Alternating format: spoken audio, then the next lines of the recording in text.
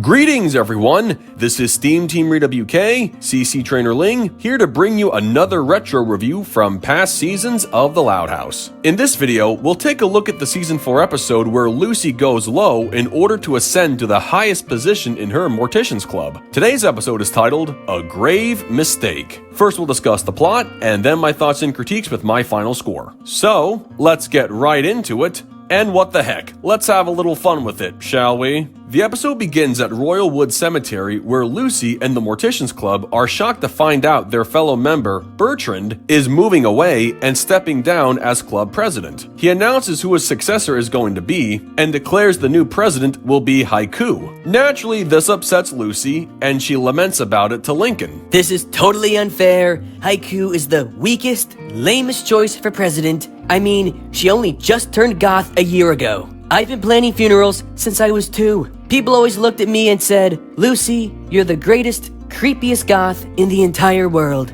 I've been a winner all my life. I understand that, Lucy. Maybe you should tell Bertrand you're interested in the job too. Stick up for yourself. The next day, Lucy confronts the club about wanting to be considered for president. I would be an amazing president. After all, it was me who won the grave digging competition. I dug an amazing grave, the most beautiful grave you've ever seen. 8 feet, 8 glorious feet of wall-to-wall dirt.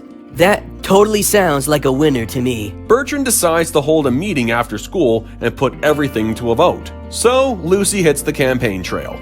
The crazy radical Haiku is going to raise your membership fees. She will let anyone just cross into the cemetery and let them illegally join the club without the proper paperwork. And worst of all, she's going to take away your right to own and bear dead snakes in a jar. So you see, you have no choice but to vote for me. Together, we will make the Mortician's Club spooky again. She manages to secure votes with Dante and Persephone, but she can't persuade Morpheus and Boris since they will be voting for Haiku. Knowing the vote count is now tied and Bertrand is going to cast his vote to Haiku, Lucy thinks her chances are now dashed. This election is being totally rigged against me, Lincoln. It's going to be a total hit job just to get Haiku's hands on the skeleton gavel. She doesn't know what's good for the club. Have you seen her lately? She's barely alive. It's like she's sleepy all the time. Sleepy Haiku. That's who she is. This is a sham. Total sham. Well, I don't see what else you can do, Lucy. The votes are pretty much in, and unless someone else just happens to join the club today, it seems like you're going to lose fair and square. Wrong. I'm not going to lose this election. I have a plan to stop them from stealing this election away from me, and you're going to help. So I assume you're saying that in order to stop them from rigging the results to steal the victory away from you,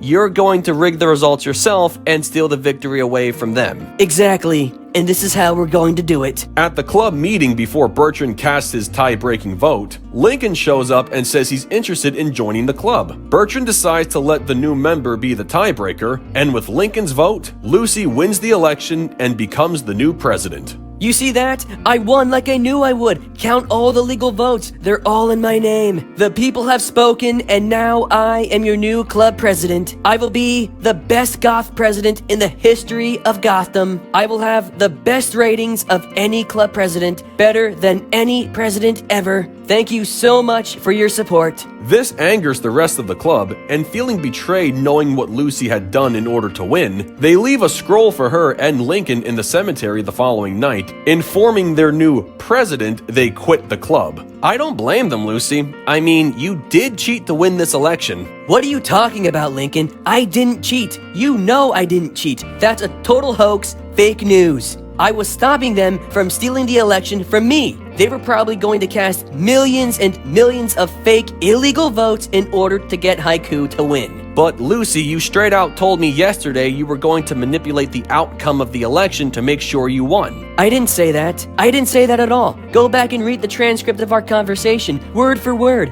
It was a perfect conversation, nothing short of perfect. I really don't know why you're still trying to lie about what you did. I'm not lying. You're lying. Everyone else is lying, but I'm not. But look, okay, it It just doesn't matter. It is what it is. Besides, I have a way to fix our problem. You mean your problem? Our problem? I have a way to make everyone like me again and see I'm the most deserving of being president. The best president. We'll make tremendous strides with what I got planned. Okay, Lucy, I'll help, but do you think maybe you could knock off that attitude and stop talking in that stupid voice? It's no wonder people are hating you and your approval rating is so low. Sigh.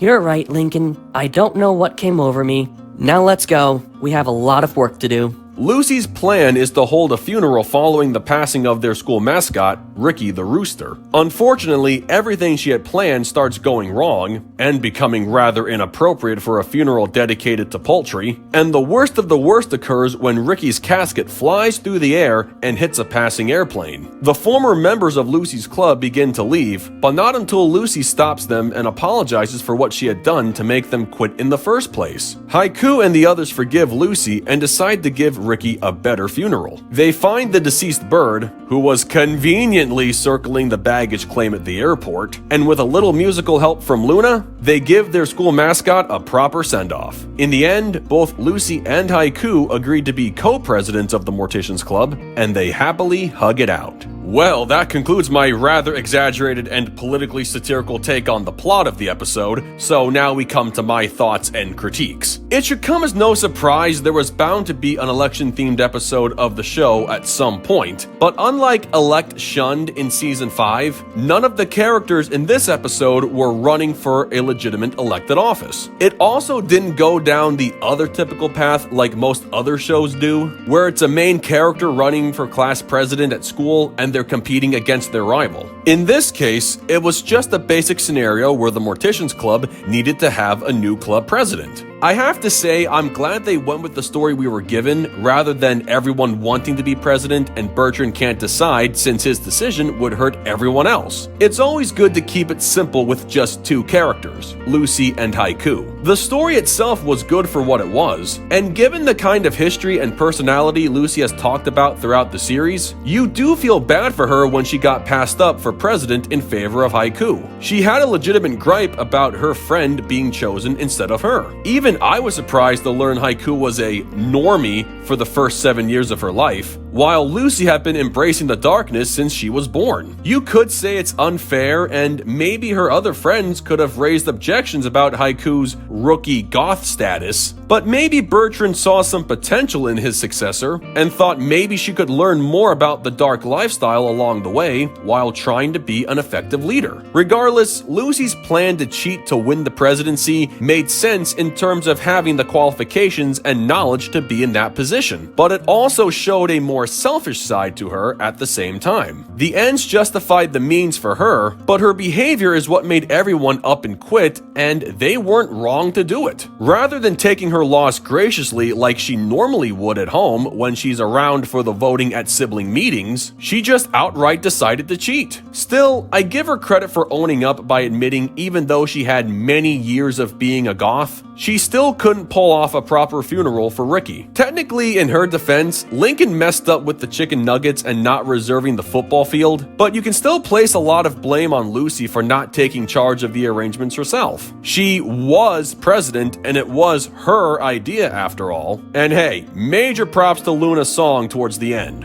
They really went all out for Ricky the Rooster, and given everyone's reaction to his passing, they really loved the little guy. By the way, it's interesting to note how the elementary school has a rooster for their mascot, and the middle and high schools had a squirrel, and more recently a kangaroo for their mascot. Heh. That's weird. Not as weird as Lincoln trying to be goth, but apparently there is a tweet of his goth look sent out prior to the episode, and it received a lot of criticism from users. Honestly, I never knew there was such a word as e-boy until this controversy happened, so I didn't even understand what was so offending about the tweet until I looked it up. You learn something new every day. And I also learned Lincoln cannot rock the nose ring. Somebody had to say it, and I just did. Overall, this episode was just alright. It's not my favorite Lucy episode, and she was making everything all about her, but I do understand why she did what she felt she had to do. I would have preferred if they featured more Haiku throughout the episode to help balance things out in this unintended rivalry, but then they'd have to go 20 minutes, and I don't think this plot could have been stretched out that long. The moral to the story is fair,